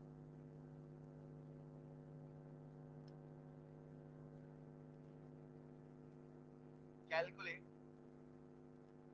active mass of, calculate active mass of sodium nitrate NaNO3 if 20 gram of, if 20 gram of molecular weight आप पूछे ना मुझसे, if 20 gram of NaNO3 is present in 5 litre container, कोई ऐसा नहीं बोलेगा प्लीज। ऑप्शन दूं क्या? Is present in 5 litre container. चलो आप मॉलिक्यूलर वेट को निकालना चाहोगे कि मैं कोई वैल्यू बता दूं रैंडम? चलो आप सॉल्व ही करो। प्यारे बच्चों, आपसे पूछा है एक्टिव मास, याद रखना ये छोटी छोटी बातें आखिरी तक लेके चलूंगा, जब लॉकअप पढ़ाऊंगा। इन्हीं सवालों में आप गलती करते हैं, फिर से सवाल याद दिलाऊंगा। फिलहाल चलो एक जानकारी मैं आपको दे देता हूं, सोडियम नाइट्रेट सॉलिड होता है। अच्छा, कैल्शियम कार्बोनेट बहुत फेमस सा सवाल हो चुका है, पहले मैं वही लिखने वाला था, मगर नहीं तो बता देंगे, थोड़ा बदल देता हूँ। सोडियम नाइट्रेट है तो वो नहीं याद होगा आपको, शायद नहीं भी याद था। तो सोडियम नाइट्रेट सॉलिड होता है, ये जानकारी हमें पहले से होनी चाहिए। अब तो सवाल खत्म है ना यार, कि नहीं खत्म है? अब देखो पूछने वाला इसमें कैसे घुमाता, सब लोग बोल पाइए। पहले बच्चा ये समझे, बोल पाइए, मुझे पता आप समझ जाएगा। ऑप्शंस कैसे फ्रेम होते वो बता रहा हूँ, बोल पाइए। पहला तरीका, बच्चे ने समझ गया भाई साहब सोडियम नाइट्रेट है, सॉलिड है, हाँ या ना? अगर सॉलिड है तो इसका एक्टिव मास, आप बताओ सबसे पहले कांस्टेंट बोलोगे कि सबसे पहले वन बोलोगे? सबसे पहले क्या बोलोगे? शानदार। लेकिन अगर ऑप्शन में कांस्टेंट नहीं रहा तो फिर क्या बोलोगे? अब ऑप्शन सेट वन, सब लोग कोड कहिएगा, बाद में कॉपी लिखना बोर्ड पे। पहला ऑप्शन प्यारे बच्चों, उन्होंने आपको दिया कांस्टेंट, उन्होंने आपको दिया वन, बाकी वैल्यू की बात नहीं कर रहा हूं, और तीसरा ऑप्शन दिया वन एंड कांस्टेंट बोथ। बताइए क्या टिक करके आएंगे? क्या टिक करेंगे? वन एंड कांस्टेंट बोथ, बोलो हाँ या ना? फिर उन्होंने प्यारे बच्चों दूसरा सेट ऑफ ऑप्शन बनाया, बोर्ड पे आइए। अरे कांस्टेंट भी तो है ना, कि मतलब अगर उन्होंने नहीं बोला तो हमें टिक करके, ऐसा प्रायोरिटी किसे दे रहे हैं? लेकिन आंसर तो वन भी मान रहे हैं ना। हमारा सिलेबस जो है वही तो है ना। एक बात बता दूं, अगर कभी किसी सवाल में एम्बिग्यूटी आती है तो हमेशा वो एनसीईआरटी का रेफरेंस देते हैं। और ताजा ताजा एग्जांपल है नीट 2023 का। हमारे पेपर में एक सवाल आया था एक्टिवेशन एनर्जी वाला। उसमें सवाल था एक्टिवेशन एनर्जी में बी जीरो। नीट 2023 आपने दिया होगा, एक्टिवेशन एनर्जी में बी जीरो। एनसीईआरटी में as per collision theory activation energy can not be zero, क्योंकि ईए जीरो होगा। लौटते हैं, ईए जीरो अभी आपको पढ़ा के निकला हूं, आखिरी चैप्टर काइनेटिक्स से था। के बराबर ए इंटू ई की power minus A by R, याद आ रहा है? ऐसे मैंने पढ़ाया था, याद दिला रहा हूं। अगर ईए जीरो होगा तो सुनिएगा प्लीज, सुनिएगा सुनिएगा, मुझे पता आप समझ जाए। ईए जीरो होगा तो ई की पावर जीरो वन, तो के बराबर ए, याद आ रहा है? तो दो बातें बताई थी, एक जब टेम्परेचर इनफाइनाइट होगा, जब ईए जीरो होगा, नोट चेक करना। तो इससे पता चला कि ईए जीरो होगा तो के बराबर ए होगा, और ऐसा होने वाला। लेकिन सही बताऊं, कुछ किताबें लिखती है E A zero possible for some reaction, तो शायद ऐसा ऑर्गेनिक बताते भी। लेकिन as per collision theory, as per, सुनो, एज पर ये कैन नॉट बी। सर हम तो कंफ्यूज हो गए, आप कंफ्यूज नहीं हुए। हमारा रेफरेंस हमेशा कौन है? एनसीईआरटी। एनसीईआरटी में लिखा है ये कैन नॉट बी जीरो, लिखा है मतलब कॉलिजन थ्योरी लिखा है। तो ये कैन नॉट बी जीरो, तो ये कैन नॉट बी जीरो। चलिए अब बाकी किताब वाले क्या लिखते हैं, और किताब ऑर्गेनिक केमिस्ट्री की सोलोमन करके वहां लिखा गया। फिलहाल मैं क्या कहना चाहता हूं, मेरी बात को समझना। अगर आपके सवाल में ऑप्शन आया कांस्टेंट, क्या आया, तो किसे प्रायोरिटी दोगे? कांस्टेंट। लेकिन अगर ऑप्शन कांस्टेंट नहीं है तो अब आंसर क्या जाएगा? लेकिन अगर दोनों है तो क्या जाएगा? Is this clear? Active mass सच में कांस्टेंट है कि वन है? कांस्टेंट। तो उससे हमने वन माना है, क्योंकि हम किसका एग्जाम पढ़ रहे हैं? वागे साहब का। वागे साहब ने वन मान के ही पूरे कंसेप्ट बनाएंगे। अरे ठीक है, नहीं चलेगा पक्का। लेकिन मान लो एक ऑप्शन होता प्यारे बच्चों, ऑप्शन नंबर वन होता कांस्टेंट, ऑप्शन नंबर टू होता एक्स, ऑप्शन नंबर थ्री होता वाई, अब क्या चुन के आते? लेकिन मान लो प्यारे बच्चों आपके सामने एक दूसरा ऑप्शन है। एक ऑप्शन है कांस्टेंट, सुनिएगा, दूसरा ऑप्शन है वन, और तीसरा ऑप्शन है एक्स, और चौथा ऑप्शन है वाई। अब क्या चुन जाओगे? अब केवल कांस्टेंट ही चुनोगे। या तो सवाल बनाने वाला समझता है या तो नहीं समझता, तो क्या चुन जाओगे? कांस्टेंट। पहले ही लिखा मैंने, प्रायोरिटी किसे दोगे? आ रहा हूं, प्रायोरिटी किसे दोगे? प्रायोरिटी किसे दोगे? नहीं समझ पाए? समझ गए? तो अगर आपको प्रायोरिटी किसे देना है? कांस्टेंट को। वो तो आंसर चुनना ही चुनना है। उसने कहा भाई साहब ये भी चुन लो, हाँ ठीक है चुन लेते हैं। अरे लेकिन यहाँ पे मौका नहीं दिया तो बोले यही चुनेंगे, और यहाँ पे मौका दिया बोले यही चुनेंगे। क्लियर? लेकिन उन्होंने मौका दिया दोनों चुनो, तो कहना दोनों चुनो। अरे आसान है क्या? अगर समझ गए तो लिखो अगला सवाल जरा। ये ऑप्शन सेट जरूर लिख लो। ऐसा हम लोग जब टेस्ट सीरीज के सवाल बनाते हैं तो वहां कंफ्यूज करते हैं। नीट में तो मुझे ही लगता है इस लेवल पे जाएंगे वन ही होगा, वन ही याद रखना सारा हमारा सिलेबस किसका? आगे साहब। लेकिन यहाँ जो पेपर फ्रेम होते हैं वहां को कांस्टेंट वन में कंफ्यूज करते हैं। बच्चों सुन रहे हो ना? लिखिए जरा, option set one, option set two, option set three. यहाँ पे चौथा ऑप्शन बताओ क्या?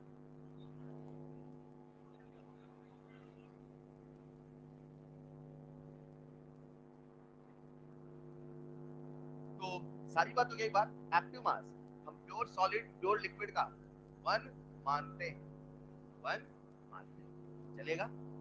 आगे बढ़े क्या? लिखिएगा अगला सवाल, बोलो। 1 मोल ऑफ, कोई बोलेगा नहीं please answer. 1 mole of nitrogen present in 1 litre container, 1 mole of nitrogen present in 1 liter container reacts with 2 mole of reacts with 2 mole of oxygen present in 2 liter container, present in 2 liter container under suitable condition. हमने suitable condition कर दी, जो temperature चाहिए था वो कर दी, under suitable condition चलेगा। then calculate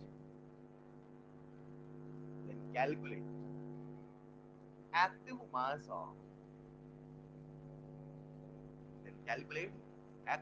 of nitrogen and oxygen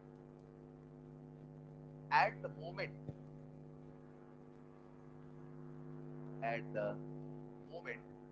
reaction starts, जिस वक्त रिएक्शन स्टार्ट होती है उसी वक्त आपको नाइट्रोजन और ऑक्सीजन का एक्टिव मास बताना है। एट द मोमेंट बोला मतलब जो गिवन मोल है वही मान के चलो, ये मत सोचो उसमें कुछ कम हो गया।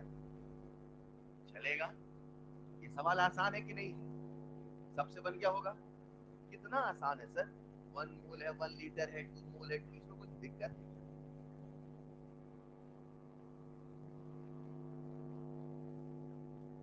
आंसर क्या है आप बताओ, आपको क्या लग रहा है? 0 0। ऐसा क्यों करते हैं? क्यों हम? पहले ये बताओ सवाल आपको समझ में आया कि नहीं आया? नहीं समझ में आया तो और सरल भाषा में, एक बर्तन में 1 मोल नाइट्रोजन है, एक बर्तन में 2 मोल ऑक्सीजन है, रिएक्शन आरंभ होती है, तो बताइए जिस वक्त रिएक्शन स्टार्ट होती है दोनों का एक्टिव मास कितना होगा? बस कितना है? एक्टिव मास का मतलब क्या है? क्या मतलब? कंसंट्रेशन। अच्छा, गैसेस के लिए कंसंट्रेशन भी है, पार्शियल प्रेशर भी है, मोल फ्रैक्शन भी है। अभी गिवन कंडीशन में जब आपको कुछ टेम्परेचर नहीं बोला है, क्या निकालना पसंद करोगे? कंसंट्रेशन तो निकालो ना। Concentration of nitrogen gas equal to 1/1, concentration of oxygen gas equal to 2/2, है ना? तो आंसर कितना आ गया? 1 1 आया क्या किसी का? ये नहीं आया है?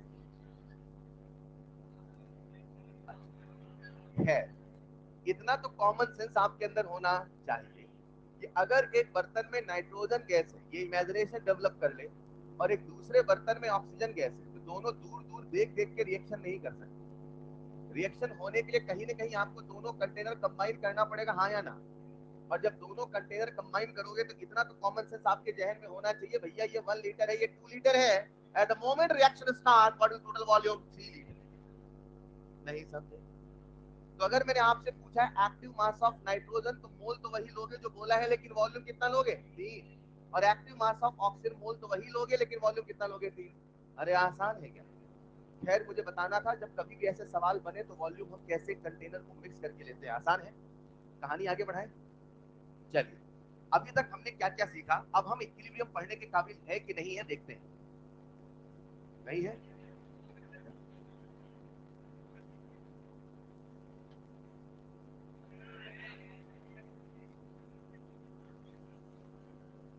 सॉरी, अगर आपने रिएक्शन एंड कर दिया, मतलब आपने मान लिया, एक बात और, मैंने जब एक्टिव मास की परिभाषा बताई तो क्या बोला? It is that part of the reactant which actively participate in the reaction. तो बच्चों क्या लगता है कि जैसे आज मैंने किसी सब्सटेंस का 1 मोल लिया, तो हम लोग जाने अनजाने में मान के चलते हैं जितना बोला है उतना ही रिएक्शन में जा रहा है। बच्चा अगर ये सोचने लगे कि सर 1 मोल तो सवाल बोला है, 1 मोल एक साथ रिएक्शन में नहीं जाएगा, तो फिर ये सवाल करना नामुमकिन सा हो जाएगा। उसको बोलना पड़ेगा कितना परसेंट रिएक्टेंट्स हो। कहीं ना कहीं हम ये मान के चलते हैं, हम ये मान के कि सवाल में जितना मोल बोला है उतना मोल रिएक्शन में गया है, वो नहीं मानोगे तो कभी भी सवाल नहीं कर सकते। क्लियर है? तो ये मान के चलना पड़ता है, एजम्पशन सा होता है। फिलहाल प्यारे बच्चों, कहानी कुछ ऐसे स्टार्ट हुई थी, जरा सुनिएगा। सबसे पहले समझेंगे हम केमिकल वर्ड को। समझ लिया क्या? बोलो। केमिकल में आपको रिएक्शन वर्ड का मतलब क्लियर कर दिया। बेसिक कंसेप्ट कितने हो चुके हैं? कितने हो गए हैं? अरे हाँ या ना? वो जल्दी से दब गया, वो तो वरना नहीं। बेसिक कंसेप्ट, अरे वो हो गया ना। बेसिक कितने हो गए? 5। प्यारे बच्चों, अब हम चलते हैं हमारे उस सबसे अहम पहलू की ओर जो हमें सीखना था, आखिर इक्विलिब्रियम क्या है। तो कॉपी में डालिएगा नेक्स्ट हेडिंग इक्विलिब्रियम। कॉपी में डालिएगा नेक्स्ट हेडिंग इक्विलिब्रियम। बच्चों 10 मिनट एक्स्ट्रा बता रहा हूं, पूछ रहा हूं। लिखिएगा नेक्स्ट पॉइंट इक्विलिब्रियम। पहले मन में सवाल लाइए, बड़ा इंटरेस्टिंग पॉइंट है। जैसा मैंने कहा था, इस पूरे चैप्टर को हमने 3 हिस्सों में डिवाइड किया है। कितने हिस्से? सबसे पहला होगा थ्योरेटिकल, और फिर होगा मैथमेटिकल न्यूमेरिकल केपीकेसी, और फिर होगा लॉ ऑफ आया ना। अभी हम केवल थ्योरेटिकल पहलुओं पे बातें कर रहे हैं। मन में सवाल लाइए, इक्विलिब्रियम क्या है? इक्विलिब्रियम मन बोलना नहीं चाहिए। इक्विलिब्रियम क्यों आता है, और जब इक्विलिब्रियम आता है तो क्या क्या हो जाता है? इन छोटे छोटे सवालों का जवाब ढूंढते ढूंढते इस टॉपिक को समझते, पहले इसकी थ्योरी को समझते हैं, राइट। इस पूरी थ्योरी को समझाने के लिए मैं आप सबको एक छोटा सा एक्सपेरिमेंट दिखा रहा हूँ, और इस एक्सपेरिमेंट को बहुत ध्यान से देखना, क्योंकि मुझे एक पॉइंट कैटलिस्ट वाला आपके अंदर से निकलवाना है। आप सबको ध्यान सुनना पड़ेगा प्लीज। मैं जो कहूंगा शुरू में तो आसान लगेगा, हाँ ठीक है, लेकिन एक पॉइंट है कैटलिस्ट का, उसको फील कराने के लिए बातें कर रहा हूँ, सुनिएगा। मैं आपको एक एक्सपेरिमेंट दिखा रहा हूँ, और ऐसा एक्सपेरिमेंट लोगों ने किया था। एक्सपेरिमेंट कुछ ऐसा हुआ, लेट्स इमेजिन हमारे पास एक रिएक्टेंट ए मान लो, और रिएक्टेंट ए से बनने लगा है प्रोडक्ट बी मान लो। मान लिया। अब t बराबर 0 पे बताओ रिएक्टेंट बस होगा कि प्रोडक्ट होगा? तो मैं मान लेता हूं कि t बराबर 0 पे इसके 1000 मोल है मान लो। अच्छा एक बात बताओ, आप सबने काइनेटिक्स में रेट ऑफ द रिएक्शन तो पढ़ा है ना? रिएक्टेंट के जाने की रफ्तार होती है प्रोडक्ट के, जैसे आपने रेट ऑफ डिसअपियरेंस और रेट ऑफ अपीयरेंस जैसे शब्दों से बोला था। किसी के जाने की रफ्तार है, किसी के आने की रफ्तार है। मानो न मानो इतना तो याद होगा, किसी भी रिएक्शन का जो रेट होता है वो कंसंट्रेशन पे डिपेंड करता है। हमेशा प्रोपोर्शनलिटी 1 हो कोई जरूरी नहीं, लेकिन कहीं ना कहीं कंसंट्रेशन होगा तो ही रेट होगा। इसका सिंपल सा लॉजिक हमें कॉलिजन थ्योरी देता है। जब कंसंट्रेशन ज्यादा होगा तो मॉलिक्यूल ज्यादा होगा, तो कॉलिजन ज्यादा होगा, तो प्रोबेबिलिटी ऑफ इफेक्टिव कॉलिजन भी ज्यादा। याद है मैं क्या कहना चाहता हूँ? कैच करिएगा। t बराबर 0 पे रिएक्टेंट के कितने मोल है? 1000। और मान लो वॉल्यूम ऑफ कंटेनर है 1 लीटर, मान लो। और इस रिएक्शन के अंदर रिवर्सिबिलिटी है। रिवर्सिबिलिटी, दुनिया की हर रिएक्शन रिवर्सिबल नहीं होती है। जहां रिवर्सिबल है वहां यह ऐसा होने वाला है, और हर रिएक्शन रिवर्सिबल नहीं है। यही मैंने आपको सिखाया है, कितने रिएक्शन रिवर्सिबल है, कितने रिवर्सिबल नहीं है। फिलहाल कितने मोल है? 1000। वॉल्यूम कितना है? 1। बोलते रहना। कंसंट्रेशन कितना हुआ? 1000। आज कंसंट्रेशन ज्यादा है कि कम है? ज्यादा। तो इसकी रफ्तार ज्यादा होगी कम? इसके जाने की रफ्तार ज्यादा कम? तो तेजी से जाएगा धीरे धीरे चलेगा। आप सबने काइनेटिक्स पढ़ा हुआ है। ऐसा पाया गया कि 10 सेकंड बीता, और 10 सेकंड के बाद इसके हो गए 900 मोल मान लो। तो इसके t बराबर 0 पे कितने होंगे? लेकिन 10 सेकंड कितने बनेंगे? क्या रिएक्शन फॉरवर्ड चली गई है? क्या फॉरवर्ड जाने की रफ्तार होगी? लेकिन जैसे जैसे p बनने लगा, इसके अंदर कंडीशन है रिवर्सिबिलिटी की, क्या ये पीछे आना चाहेगा? लेकिन कंसंट्रेशन अभी बहुत ज्यादा है कि बहुत कम है? तो मुझे बताओ, रिएक्शन जब रिवर्स डायरेक्शन में आएगा तो धीरे धीरे करके आएगा, तेजी से आएगा? कंसंट्रेशन ज्यादा तो रफ्तार भी, कंसंट्रेशन कम तो रफ्तार भी। क्या समय के साथ इसका कंसंट्रेशन घट रहा है? कैच करना, क्या समय के साथ इसका कंसंट्रेशन बढ़ रहा है? बोलो ना यार। कंसंट्रेशन घट रहा है तो रफ्तार भी घटेगा। कंसंट्रेशन तो रफ्तार भी, जितना रफ्तार यहाँ पे था अगले मोमेंट में उतना रफ्तार होने वाला नहीं। अगर आज 10 सेकंड में 100 मोल गए, अगर आज 10 सेकंड में 1000 से 900 कितने मोल गए? कितने मोल गए? तो रफ्तार का फॉर्मूला आप सबने पढ़ा है, R बराबर delta C by delta T. तो क्या 900 माइनस 1000 मतलब 100 बटे 10 करोगे? तो क्या मेरे प्यारे बच्चों रफ्तार 10 मोल पर सेकंड आया है? क्या एक एक सेकंड में 10-10 मोल जा रहे हैं? लेकिन जिस रफ्तार से रिएक्शन शुरू हुई थी उस रफ्तार से यहाँ नहीं होने वाली। समय के साथ धीरे धीरे रफ्तार घटेगा। अब बताओ एक सेकंड में 10 मोल जाएंगे कि 9? या तो 9 या तो 8 या तो 7 मोल, हाँ या ना? लेकिन जितने शुरू में जा रहे उतने जाने वाले। क्या धीरे धीरे इसकी रफ्तार घटेगी? ऐसा पाया गया प्यारे बच्चों, जैसे बीता 20 सेकंड, जैसे बीता 5 से 10 मिनट और प्लीज पक्का 10 मिनट लूंगा, ज्यादा नहीं।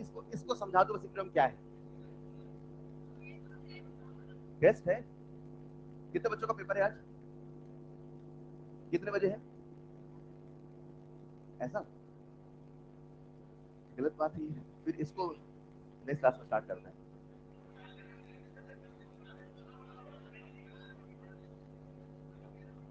वो एसआरटी वाला पेपर है क्या? चलिए फिर नेक्स्ट क्लास में करते हैं, ठीक है। एक रिक्वेस्ट है आपसे, रिक्वेस्ट है, आप हाँ कहोगे तो ही चलेगा। अभी लास्ट क्लास आ रही है, अगले वीक शायद नहीं है, तो 5-10 मिनट एक्स्ट्रा दे दिया करो। ज्यादा नहीं, 5-10 मिनट से होता क्या है ना, अपना हो जाता है काम। और कोई टॉपिक फ्लो में चलता है तो वो जल्दी हो जाता है, ठीक है। तो मेंटली प्रिपेयर रहिएगा। फिलहाल आपका होमवर्क रहेगा नंबर 1, कितने बच्चों ने कल के लेक्चर रिवाइज किया था, सही बताना। 2 बातें, क्लास और रिवाइज करते रहिएगा। मॉड्यूल दूंगा, सारे सवाल आपसे बनेंगे, वादा है, बस ये करते रहना, ठीक है। तो revise till today lecture, that's all for today. यहां से आपका आगाज होता है फंडे सेलिब्रेशन का। That's all for today, thank you so much.